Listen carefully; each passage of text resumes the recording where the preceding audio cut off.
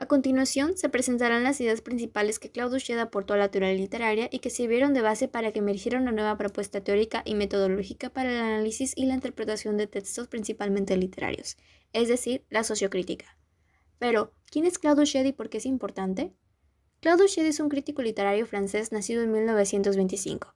También es profesor de literatura en la Universidad de París Octava y fue el primero en acuñar el término sociocrítica en febrero de 1971 en su ensayo Para una sociocrítica o variaciones sobre un incipit, publicado en la revista parisiense Littérature.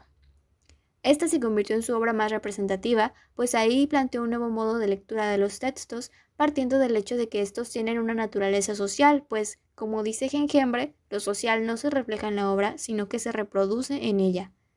Douchet se nutrió de la teoría psicocrítica de Charles Moron de 1948 y de la teoría del estructuralismo genético propuesta por Lucien Goldman en los años 60.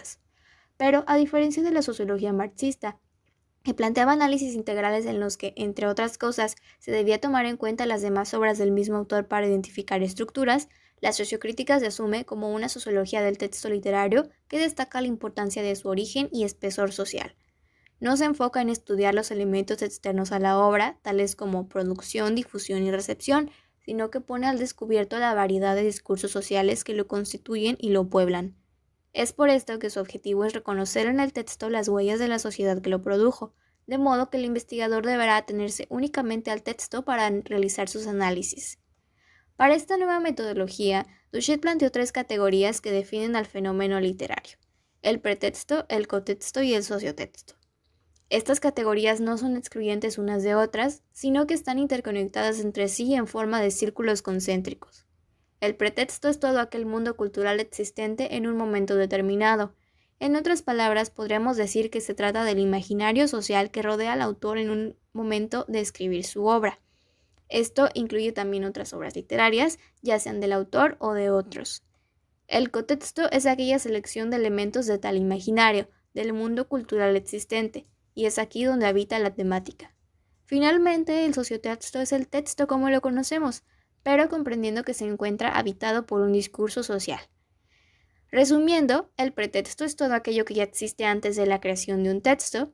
El autor lo tomará elementos de él y a esa selección llamaremos cotexto. La selección es transformada por el autor en un texto literario cuyo nombre oficial sería sociotexto y en el cual encontraremos discursos sociales. Ahora, el sociotexto es considerado por Douchet como el espacio intermedio entre producción literaria y recepción. Además, el propio concepto de texto es variable e inmutable, porque el significado de un texto puede cambiar de una lectura a otra, incluso si es leída por la misma persona. Esto convierte al texto literario en un objeto de estudio rico en interpretaciones y análisis. Aparte del discurso social, el sociotexto comprende otros dos elementos, el incipit y el sociograma. El incipit puede ser entendido mejor si tomamos en cuenta que Douchet formuló principalmente su teoría para ser aplicada en la novela, género tenido por muchos críticos literarios como producto de la modernidad. Por un lado, el incipit funciona como una franja donde se comunican el sociotexto y su cotexto. Esto sucede a través de lo que Douchet llama textos prefaciales, tales como el título, el índice, los prólogos, las dedicatorias, las notas al pie, entre otros. Estos nos dan información que nos ayuda a encontrar en el texto esas huellas de la sociedad que lo produjo. Por otro lado, el incipit fija las coordenadas espaciotemporales e identitarias del texto por medio de la presentación o descripción de espacios, tiempos y personajes. Solo cuando estos han sido presentados en su totalidad, el incipit termina.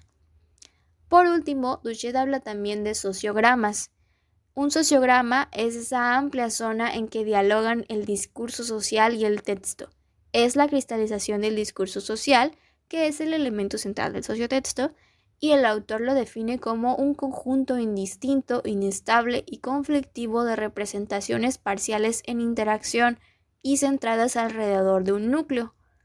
El núcleo del sociograma es su parte más visible, es el iceberg que anuncia el témpano sumergido. Ese núcleo puede ser un estereotipo, un cliché cultural, un personaje emblemático, entre otros. Y recuerda, estos son los tres elementos más importantes que constituyen al sociotexto. Su elemento central, el discurso social, el incipit y el sociograma. A su vez, este sociotexto no puede existir sin contextos y pretextos. Gracias.